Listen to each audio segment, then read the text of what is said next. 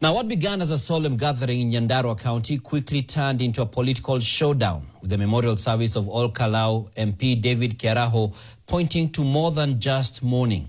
At the center of it all, former Deputy President and DCP leader, party leader that is, Rigathi Gachagua, whose actions from where he sat to when he stood to speak appeared to shift the tone and perhaps the control of the entire event.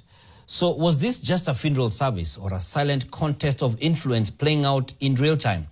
NTV senior reporter Ibrahim Karanja now reports on a day where grief met power and protocol gave way to politics. From the break of dawn Wednesday, the atmosphere in Captain area of Olkalou constituency and across Nyandarua County carried anticipation, whispers and an unspoken understanding that something unusual was about to unfold. Security officers in their hundreds blended in the crowd with practiced subtlety.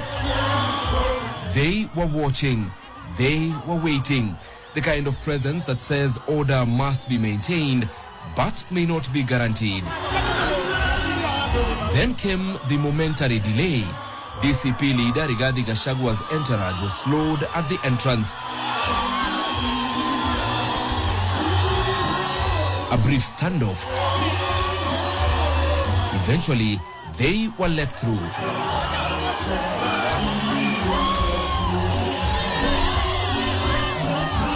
They walked straight to the dais, with Gachagua going past the seating arrangement prepared for him, choosing instead to sit with his trusted lieutenant, Area Senator John Methu, with his other allies not too far behind.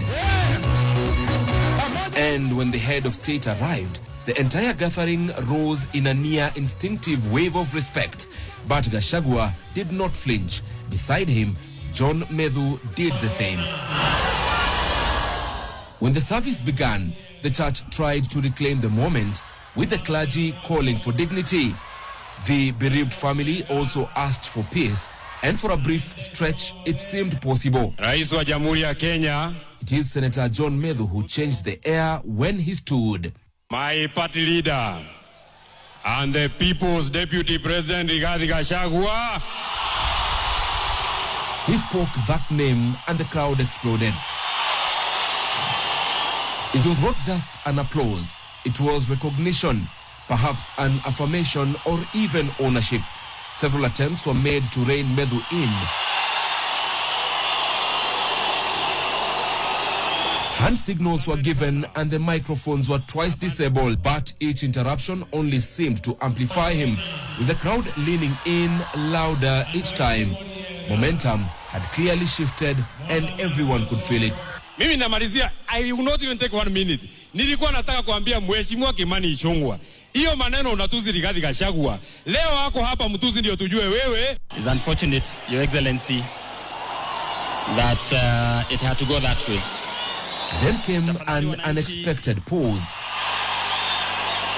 Gachagua was invited to speak by Kinangop, Member of Parliament Kwenya Dhuku, but he did not move.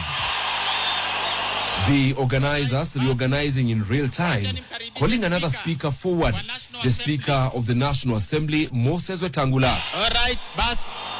Wacha nimkaribishe Speaker wa National Assembly aweze kusema.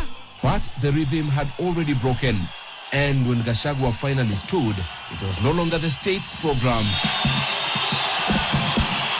In his slightly above 23-minute speech, Rigathi Gachagua took command.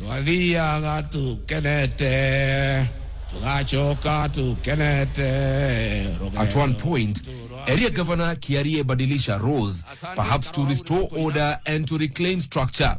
On the presidential dais right behind him, seasoned politicians were seen recalculating, some choosing silence, while others opted to shorten their words when eventually invited to speak. A few who had been expected to speak never did, clearly out of awareness, because by that time, the event had revealed its true nature. Olkalou Wednesday was never just about mourning. It was about presence, about influence. It was about who commands the moment when the moment matters most. Ibrahim Karanja, NTV.